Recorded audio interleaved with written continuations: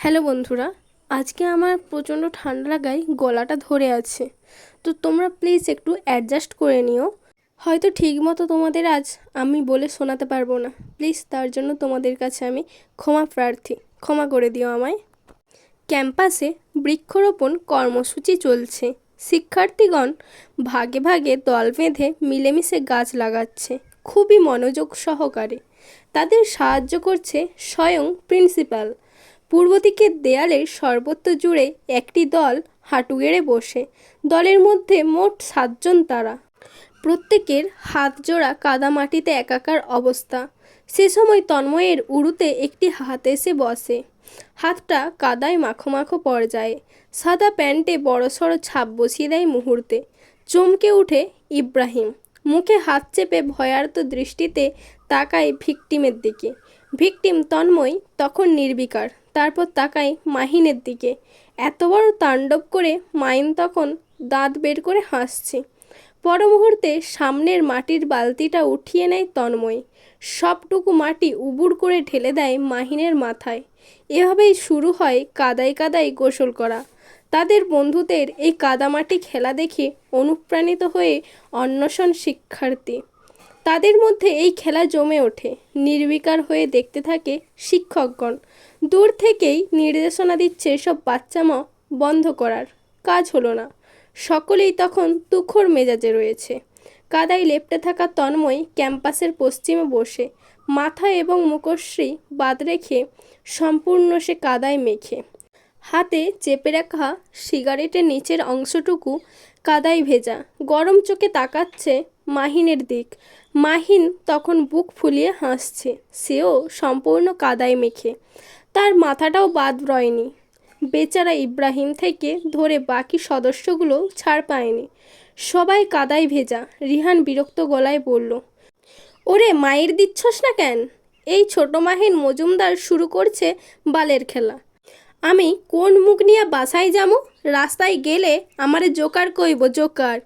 Mahin chewing gum চিবুচ্ছে। মূলত সিগারেটের সাথে মাটিও একটু মুখে ঢুকেছিল কিছুক্ষণ আগে, তাই বাধ্যতামূলক একটু চুইংগাম মুখে নিয়েছে। একটু ফ্রেশ করা দরকার ছিল। সেই চুইংগাম মুখ থেকে বের করে আঙুলে নিয়ে রিহানকে দেখিয়ে প্রশ্ন করে, খাবি? রিহানের নাক ফুঁসে ওঠে। তেড়ে মেরে যায় মাহিনের দিক। মাহিনও পেছায় না। দুজন সমান বুক ফুলিয়ে আসে একচোট যুদ্ধ করতে। এক পর্যায়ে করেও। তাদের এই মারামারি আর ছেলে মানুষই একই কথা। ঘাসের মাটিতে পড়ে দুজন একে অপরের উপর উঠে কিল ঘুষি দিতে ব্যস্ত।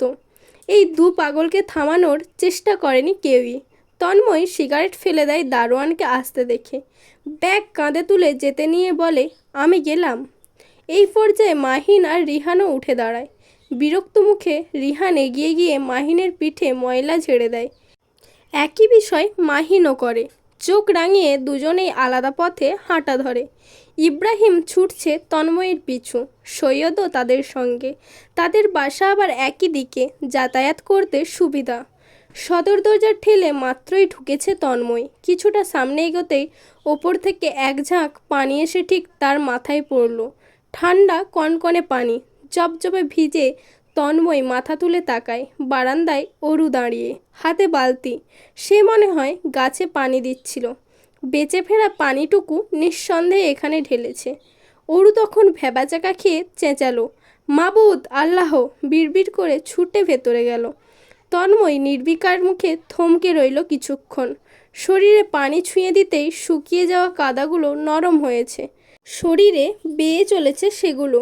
এক্ষুনি গোসল করা প্রয়োজন, না হলে আজ সে নির্ঘাত অরুকে থাপ্পড় মেরে গাল লাল করে ফেলবে। নাক ফুঁসিয়ে ভেতরে ঢোকে। চেঁচিয়ে ডাকে জাবেদা বেগমকে। ছুটে আসেন জাবেদা বেগম। ছেলের এ অবস্থা দেখে বাকরুদ্ধ তিনি। কি হইল? এ অবস্থা কেন? একটা তোয়ালে দাও। সুমিতা বেগম তোয়ালে এনে দিলেন। চিন্তিত গলায় বললেন, অরু পানি ফেলছে? ওরে পাঠাইছি গাছে একটু পানি দিতে। মায়াটা একটা কাজ যদি ভালো মতো করে। তন্ময় দ্রুত গতিতে দুয়ারে দাঁড়িয়ে শার্ট খুলে ফেলল। কোমরে তোয়ালে পেঁচিয়ে প্যান্ট খুলে সোজা উপরে উঠে গেল। কাপড় চোপড়গুলো তুলে নিলেন জাবেদা বেগম। সুমিতা বেগম তখন নিজের মেয়েটাকে ইচ্ছে মতো বকছে। বকতে বকতে উপরে উঠছেন।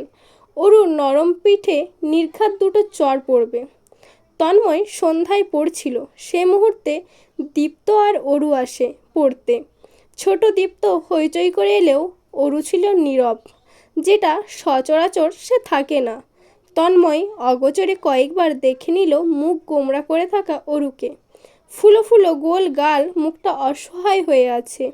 নিশ্চয়ই বকুনি খেয়েছে। মাথা দুলিয়ে বলল, বস, হোমওয়ার্ক করে নে, তারপর কোন চ্যাপ্টারের সমস্যা দেখা আমায়।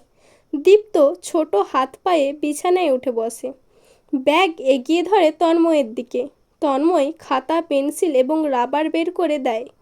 দীপ্ত নিজের নার্সারির হোমওয়ার্ক করতে বসে মনোযোগ দিয়ে। মাঝে মধ্যে তন্ময় দেখিয়ে দিচ্ছে। সমস্যা হলো অরুকে নিয়ে। নাক মুখ ফুলিয়ে রেখেছে।